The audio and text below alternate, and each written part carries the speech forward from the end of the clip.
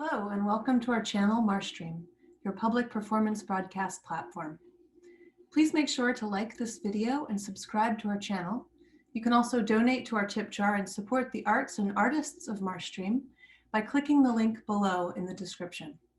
Check out our website, themarsh.org, for all upcoming live performances. Now, enjoy the show.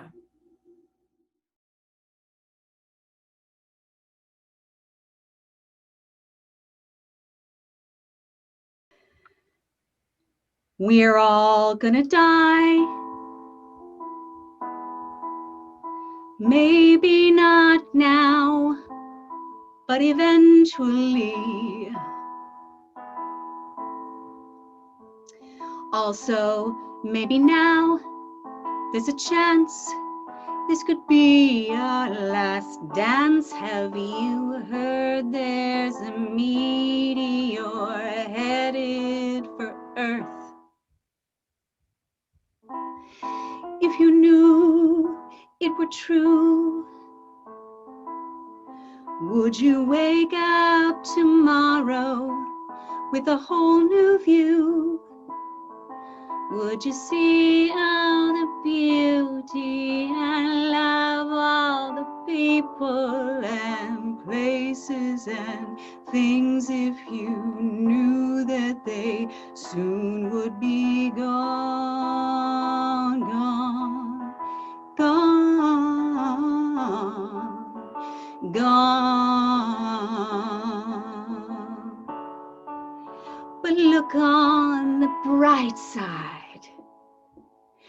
This is your chance to finally really know yourself.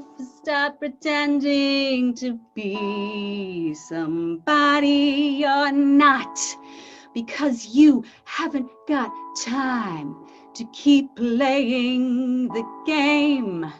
Let it all fall away. Let it go. It has happened before. 'Twas a meteor wiped out the dinosaur. Just a couple of blows and everything froze, and we made our way to the top of the chain. And now the Mad Kings have the best drugs in town, and they just want to burn it all down. Won't that meteor flip if she's wasted a trip and arrives to discover there's nothing left to burn, burn, burn? But look on the bright side. This is your chance to finally really tell the truth without caring if anyone likes you, because you might just have time to get one more thing done. So you'd better pick something important. This is your last living chance to take center stage and make music with your final wishes. And even though you haven't got long, there is still time to finally taste freedom.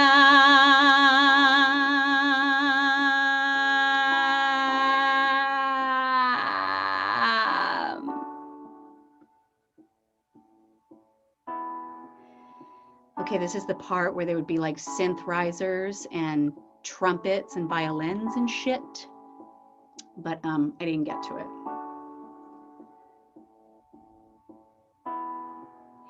It might all be fine, but it also might not, and if so, you might want to get off of your phone and pack up your for the fiery bus home with the only things that never burn, never freeze, never die. It might never happen, but maybe it's happening now.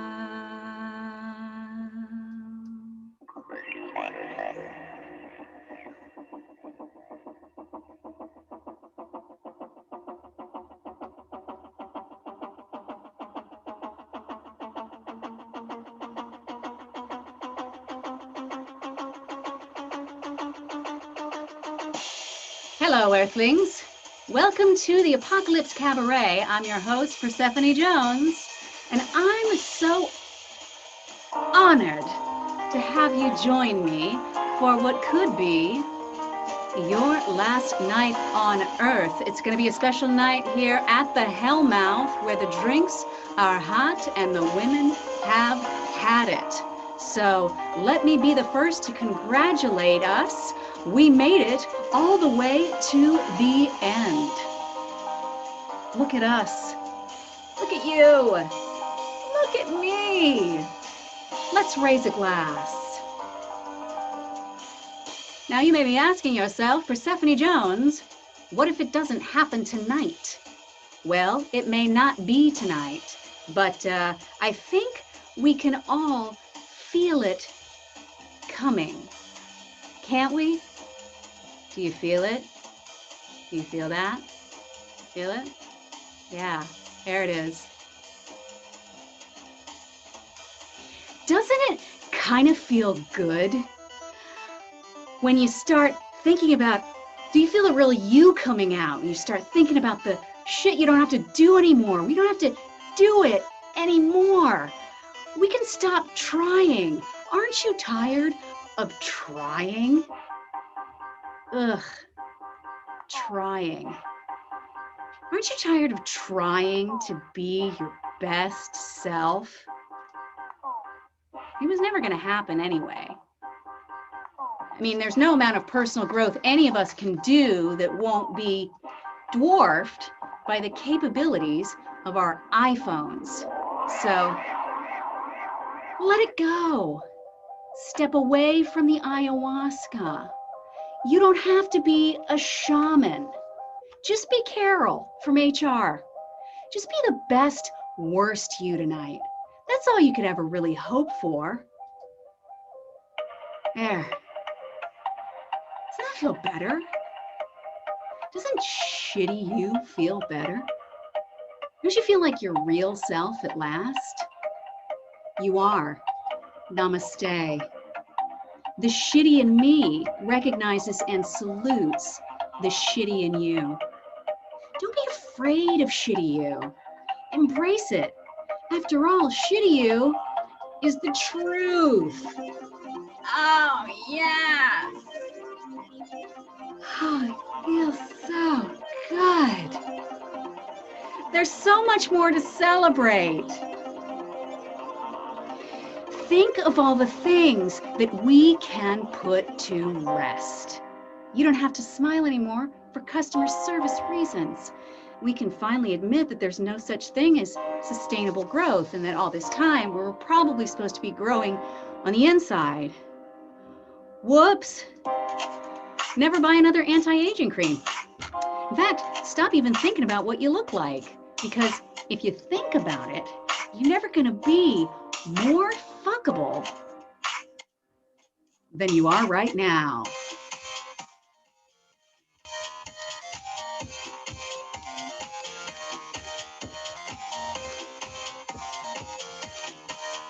There's still time tonight for us to love each other the way we've always wanted to. Freely and without shame, without obstacles or beliefs, but with relief and gratitude. I mean, what luck! A meteor! What a blessing to know that we came full circle at the hands of the cosmos rather than going down in a flaming ball of civil war and patriarchy. That would have been depressing. But a meteor, are you kidding me? What a mic drop. Check, please. That's my time. Thanks for coming out tonight. Boom.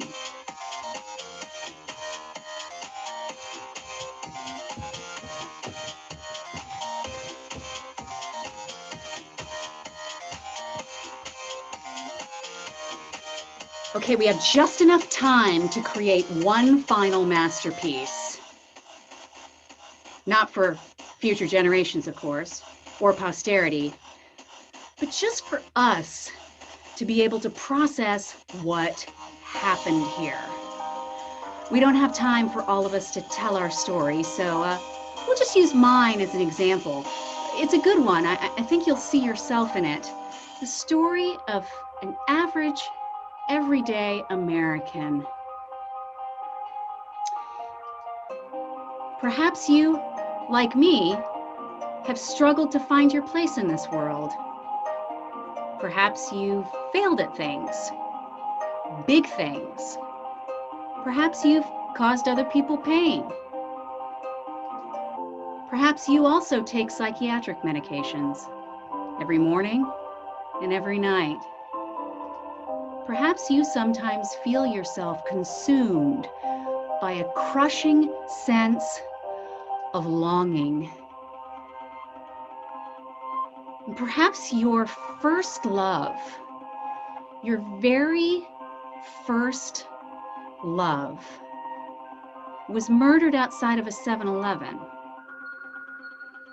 for $4.90 and a pack of cigarettes. Perhaps that's happened to you, or something similar. Perhaps you also know the feeling recently or in the past of being destroyed by something and needing to share it with someone.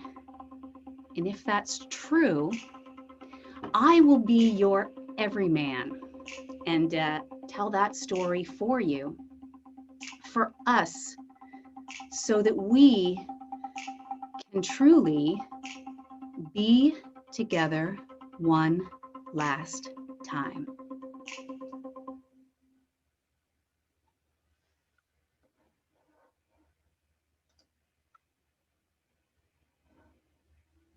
Thank you. Thank you. Thank you. Thank you, Bhama, for that wonderful performance. Now let's welcome our final performer of the night, Solange Castro. Solange is a writer, comic, and actor. Her book, Salsa and Avoid Real Life, is available on Amazon. Her album, A Journey to Self-Discovery, is on Spotify, and her play, Changes in the Mating Strategies of White People, is also on Amazon. And now, here's Solange Castro with Stand Up. Hello, everyone. Let's hear it for Bhama. That was amazing. I can't hear anyone clapping, but I loved it so much. And I just wanted Bhama to give you my highest praise from my most mediocre self. Really excited to be real and not great anymore. Love the message. I am hailing from Marina del Rey, California, where I have been quarantining alone since March of 2020 because I am single and childless, or as I like to think of it, well rested.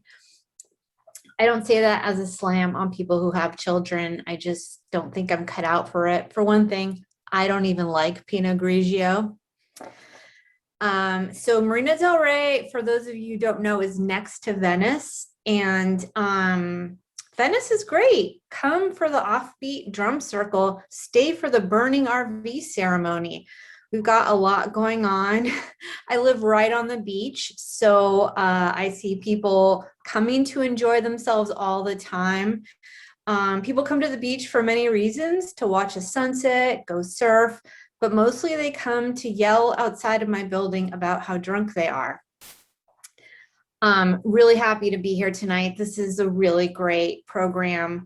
But like most of you, I am so tired of Zoom. Like after this is over, I never want to see anyone's face in a box again, unless it's Gwyneth Paltrow in the movie Seven.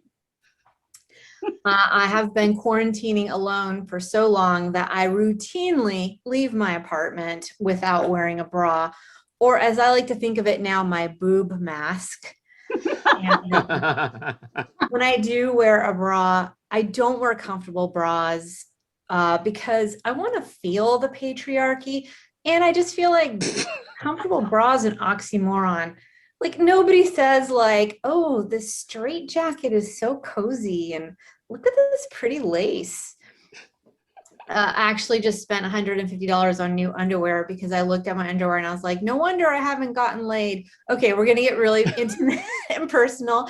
We'll talk about my dating life, which has not existed at all for the past like 15 months. The last man to come into my apartment who wasn't the plumber or the guy delivering the stove was a guy that I was seeing in late 2019, we'll say, a much younger man, which I normally don't date because I can't sleep on just a mattress on the floor. It hurts my back.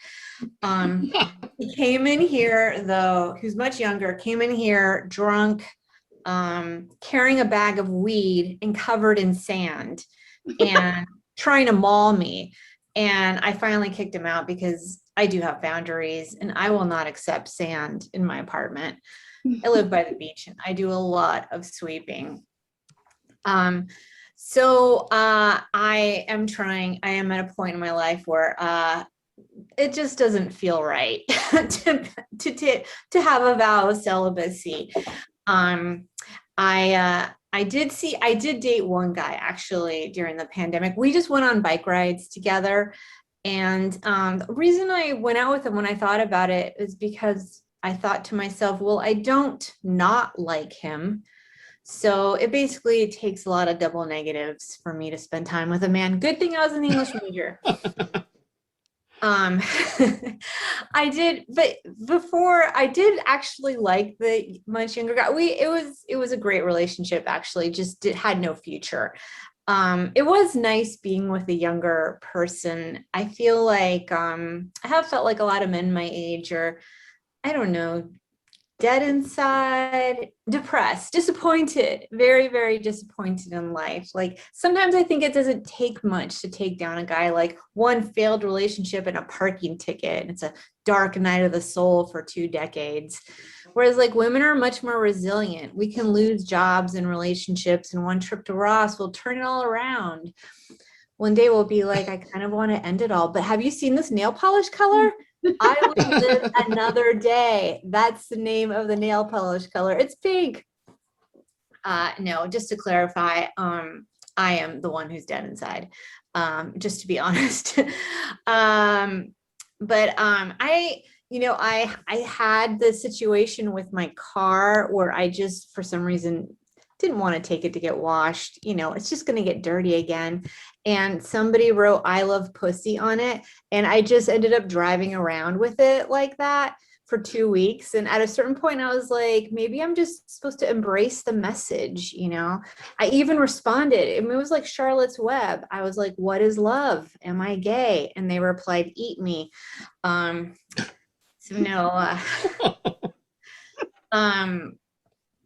So I don't have children. I did actually think I wanted to have children a few years ago, but it was just because I was feeling very lonely. And I thought to myself, you know what, I could make a friend, and he would have to love me. And then I realized it's going to be like 13 years until he can go on a real hike.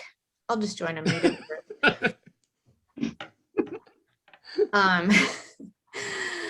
It's weird to perform stand-up when it's silent. So I asked Brianna to unmute some people.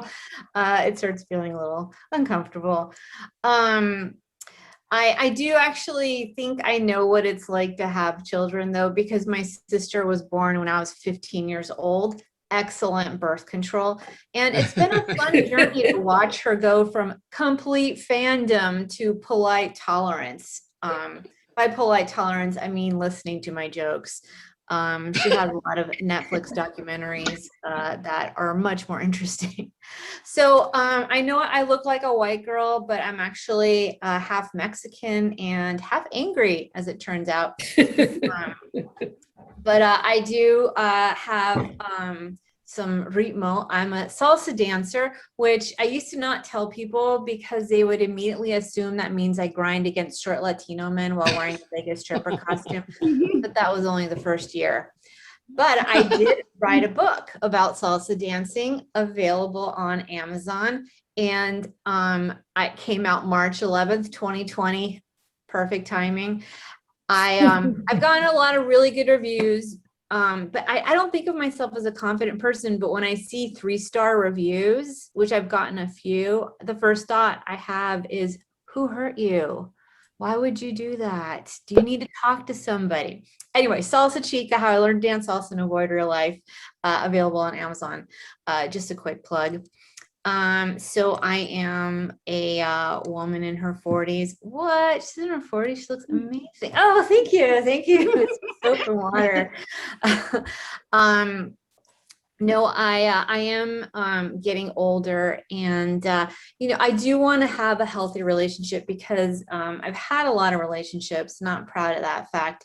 But I try not to have bad feelings because I've heard it said that resentment is drinking the poison and expecting somebody else to get sick. But women my age don't really drink the poison so much as they inject it in their face. I don't want to do that. I'm at the age now where I have to watch my language. Like, I can't say things like that's dope. I need to call things magical. How was your Zoom show? It was magical. How was Zoom Pilates? Magical. How was the magic show at the Magic Castle? A little creepy, to be honest. But women my age, they get so into magical. Like, my friend asked me if I had read a book about magic, and I said no. And she said, I didn't think so. I was like, you want to have a competition about who's more magical, bitch? Because I will win without quoting Marianne Williamson. So, yeah, last year was really intense. So much change, which I'm really excited about. I loved all the toppling of statues. I'm happy to rename everything. I want to tell people I graduated from Toni Morrison College, formerly known as Yale College. Or our elected officials vote in the District of Harriet Tubman, formerly known as Washington, D.C., nicknamed Tubtown. You guys are really nice. Thank you so much for bearing with me. Okay, so I don't know how much time I've done, but I am really grateful that I got to spend last year by the beach in California. I do think California is a wonderful place.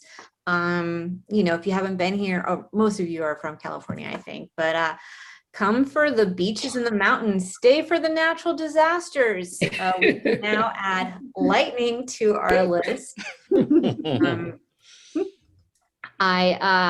I experienced lightning once a few years ago in Venice, and I realized I don't like lightning because I'm really an earthquake kind of girl.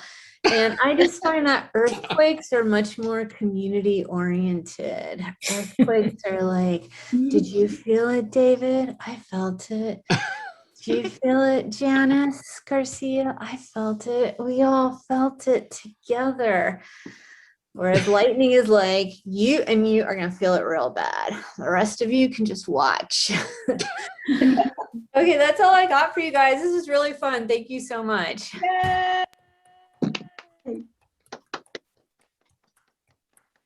Thank you so much, Solange. I'm going to pop in with you. Hi, I'm David Harada. I am the other half of the team here, here at Monday Night Marsh.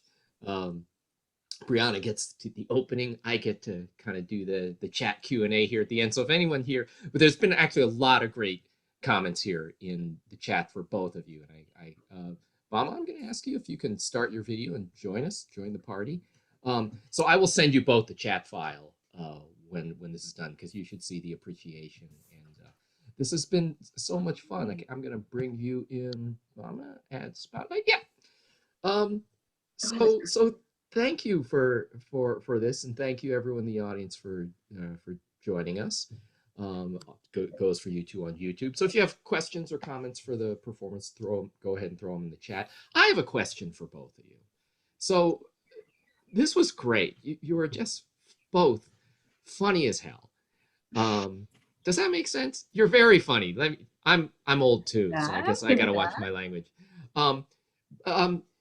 Here's the thing. I have this so much comedy, great comedy, comes out of despair and hopelessness. And I was hearing that from both of you. So my question is, has Shelter in Place been worth it for you two creatively? Yeah, I'll speak to that.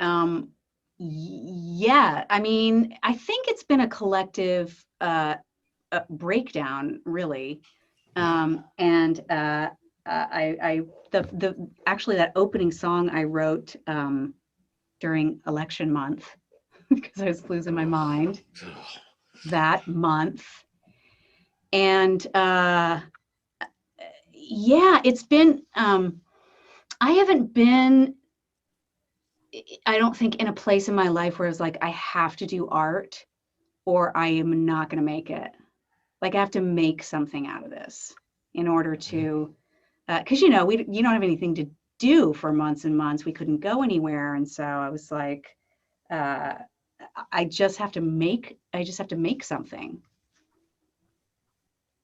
What about you, Solange? I have a slight answer to that, Bhama, but okay. I want to hear Solange's answer. Well, I mean, I finished my book March 11th. And so I was like done with this thing I'd spent years working on. And then it was like the, world shut down, and I didn't really do anything for like 6 months. I wasn't creative at all.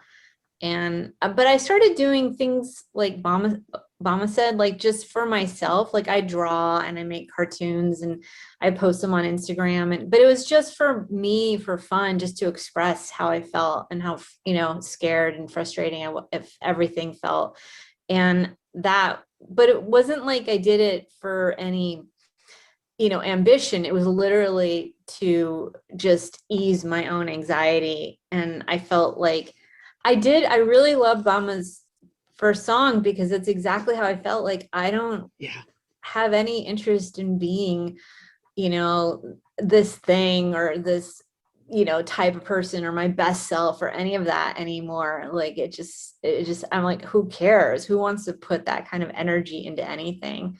So it's been really freeing. And then I actually am writing a play now that takes place in the post-apocalypse, and that is similar to Bhama's song in that, and Bhama and I are friends, so this makes sense, but it's, it's about the end, beyond the end of the world, but people having the same problems they have now. And that has been like a huge, but again, it's like, I just really feel like creating art for myself, and I don't have like these big ambitions for it. I just want to put it out there in whatever capacity. That's awesome. And I have to say, Bhama, I loved the way, thank you to all of you in the audience who were responding to that first song, because you're talking about this need to create coming out of the shelter in place thing, whereas I felt I've spent almost this entire year being the best, worst me I could be. My creative output has been pretty terrible, and I've kind of come to peace with that, and you're a little bit, or and it's turning around, but so that song really spoke to me that way. And as I'm sitting here listening to this woman, it's like, wow, she's written these songs and she's created this character and this, this hilarious piece in the midst of this, and like, what the hell have I done in the last year? But no, and it was really wonderful to hear you express that, and I think that resonated with a lot of people here in the audience. Um, uh, so yeah, and you've both kind of answered this idea of shelter in place and the feelings of hopelessness, whether it's the election or, by the way, Solange, your comment about earthquake people versus lightning people, um, very apt. It just had me thinking, it's like, oh yeah, there's my ex-girlfriend. She was such an earthquake person. You're nothing like her. So it was kind of weird. It's like, oh, okay, there are all kinds of different earthquake people. Um, and I'd rather hang with earthquake people than lightning people. Yeah, I think you're totally on that. um, Sure. and so, but you two, um, you're writing music, you're creating comedy. You both have backgrounds in sketch and stand up, acting. Um, uh, Solange, you have your book, and I forgot to put your album link in the chat, which I will in a minute. And you're just um, um, is it just like, well, let me try putting it this way. I mean, what is it with all the multiple projects and media that you seem to need to, is that just as much a need as the creating and the expression Well, that you have to do it?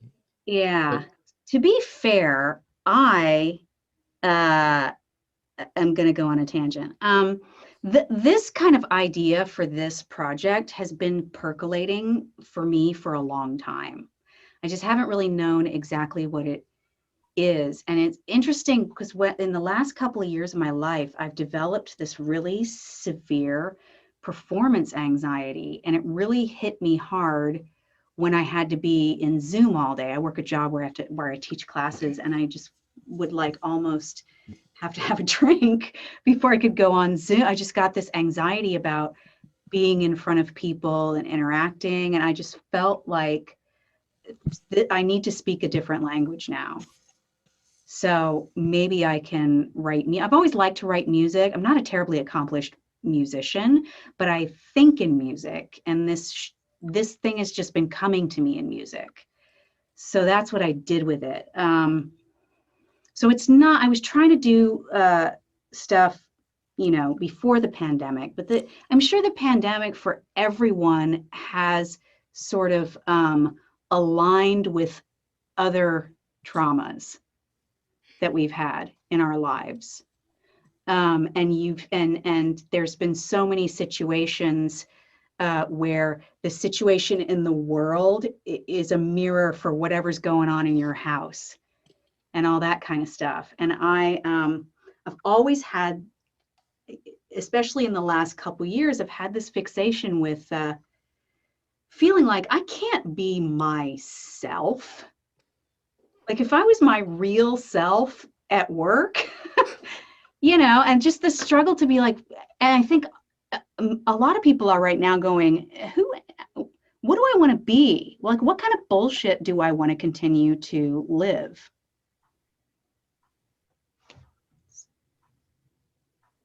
That's all I got.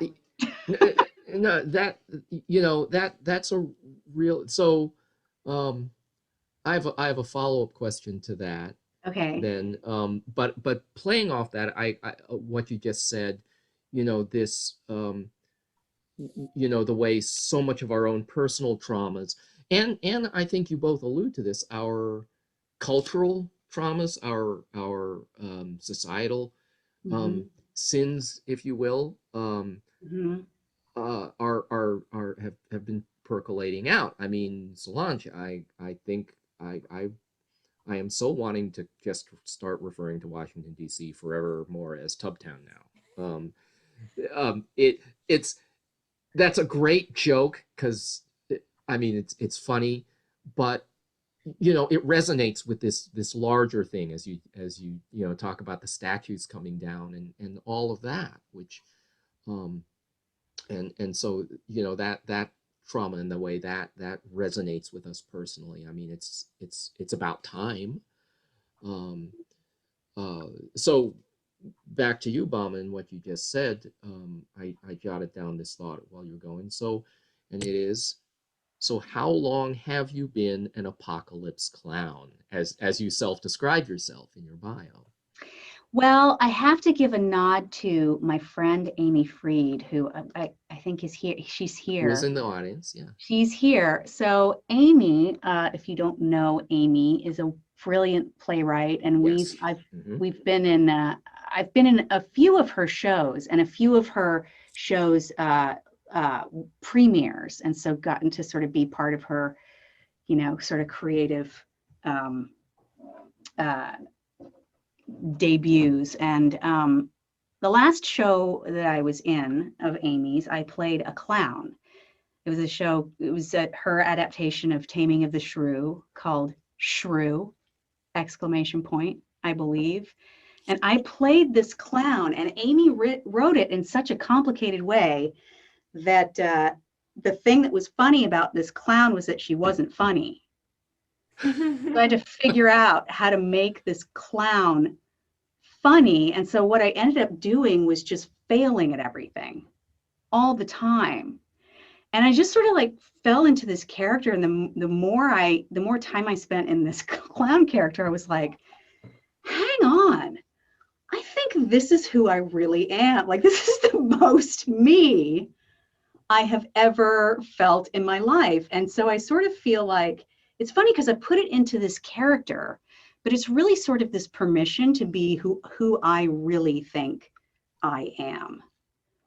This clown character, this apocalypse clown. And these sort of superhero-y clowns who are always, something really fucked up has happened to them in their past, and we're all jokers. But that's kind of where I started thinking about this idea, is when I was in that show. And I just sort of began to see the world through the lens of this woman in a man's world, in a man's part that the costumers don't know what to do with. Just trying to figure it out and failing at everything. And then just sort of kind of trying to make the failure work. So that's how I started with this idea. So you didn't need an actual apocalypse to become an apocalypse clown. No, because I've been thinking about this clown, and I wanted to write a project for this clown that I had that I was originally just calling Fucko the Clown. Then I was like, I can't call the show Fucko the Clown. And then when all this started happening, I was just like, why don't I just experience this through that lens, and see what happens? Like, how can I make the end of the world a good thing? And then stuff just started coming to me. So I really have to credit Amy with sort of collaborating on this without even realizing it. Well, I really enjoyed my time here with Persephone Jones. And Thank so you. I hope long may she share her talents with us. Thank you. Now, Solange, you made, which, and again, boy, could I relate to this. You made your contempt or your weariness with Zoom clear. But again, you are someone, your creativity has gone from acting to stand-up to sketch to music. You've written a book. You've directed film. You don't seem afraid of jumping media. Do you see anything from this forced march into this medium going on for you? With Zoom, you mean? Well, yeah, and kind of working this sort of TV-ish, one person lone digital platform, or does any of this stick? And by the way, if you just want to tell it to go to hell, believe me, I understand that too. Well, I mean, it's weird because I have been having I had a play reading on Zoom, and I was able to have people from all over, in it. And I'm going to have another one because, well, I know things are opening up, but it just seems like easier it actually just seems great to be able to have like friends from all over which is really like not how theater is generally created. I mean, Right. so but in some ways it's better because you can just have this bigger, wider audience. And so it has a lot of great things. And then I actually audition for commercials, and I'm doing so much better with self tapes than I did like driving and going in the room. And I think it's because I am so much less self-conscious in my room by my, you know what I mean? I'm sexually alone. I don't know. It's just like a feeling of safety being in your home that I just like. I know doing stand-up live is so much more anxiety provoking. And there's like a lot of freedom. I have just found more freedom as a performer and a writer being like at home. So I don't know. I don't know if that's because I'm just not, it's because maybe I have social anxiety, never knew it before, but it just feels like there are a lot of benefits that are, you know, that's gonna keep it sticking around, in my opinion. I don't know. What do you think, Bomber? I think so. I mean, I do love being able to connect with, like, we could do a solo festival in Amsterdam. Right. Kind of. I mean, but what's great about it is that when we can see each other in person, we will have made friends. Like, we can make friends in other places and then go see them in person, which is great. I would like to not, I would like for it only to be like an art and a social thing, though. I would like to not have to work like this. I think that's Oh. just inhuman. But Yeah. I don't know. I think it's kind of like I don't think it's going to go away completely. Yeah, I agree. I agree. And Solange, I like what you said. Well, you both said that, because for me, sitting here, in my home in Northern California, for me, it is just fantastic that I have just gotten to spend the time with you, Solange, in Southern California, and you, Bama, in Seattle. Um, I haven't gotten that out of this job, Yeah. until the last year. Mhm. I'm not exactly sure it was all worth it. I go back and forth on that, but that's certainly one thing I've enjoyed. Yeah. Um, um, so I just like to thank you both for being part of this. I enjoyed this so much, and I think, and as I said, I will send you the chat, and you'll get to see how much everyone else enjoyed it. This was just a lot of fun. Thank And you I've so enjoyed much. your work, and hope to be getting to experience your work a bit more, after the dust settles, whether by Zoom or something else. So That'd be great. yeah, so keep on rocking, both of you and everyone in the audience. Let's all be our best worst selves, and then aspire to get a little better when that gets better. Yeah. So thanks so much. And then, so sort of on our way out, I'm going to play a trailer just to close out the night. It's an upcoming show here at the Marsh. It's in a couple of weeks. We made the acquaintance via Zoom of Hai Ting Chin, a singer I think she's in New York. Fantastic singer. She's usually doing opera and grand classical music, and she did this wonderful show called Science Fair, which is science through music, with this beautiful soprano voice. And she has brought us another piece, a collaboration she did with several composers and singers called Astronautica, where she's taken the words of women astronauts with NASA footage and created this really fascinating, unique piece of work. And I'll show a little trailer from that on our way out. So everyone in the audience, thank you for joining us. Solange, Bhama, our two artists, thank you so much for everything. And everyone, keep on keeping on. Thanks for coming, everybody. All Thank you, right. David. Thank you, Yeah, Solange. thank you, everybody. Let me get this promo up.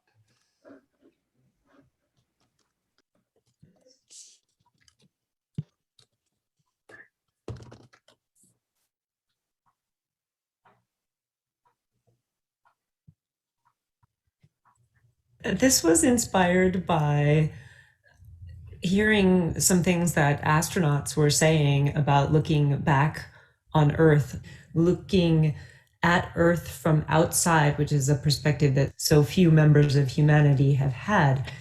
And I was listening to some podcasts where astronauts were talking about the amazing views and the amazing shift in perspective and all the work that they're doing in space. I thought that a lot of it was very kind of poetically inspiring, despite the fact that it's scientific or just kind of workaday talk for them. And I really wanted to hear it as music.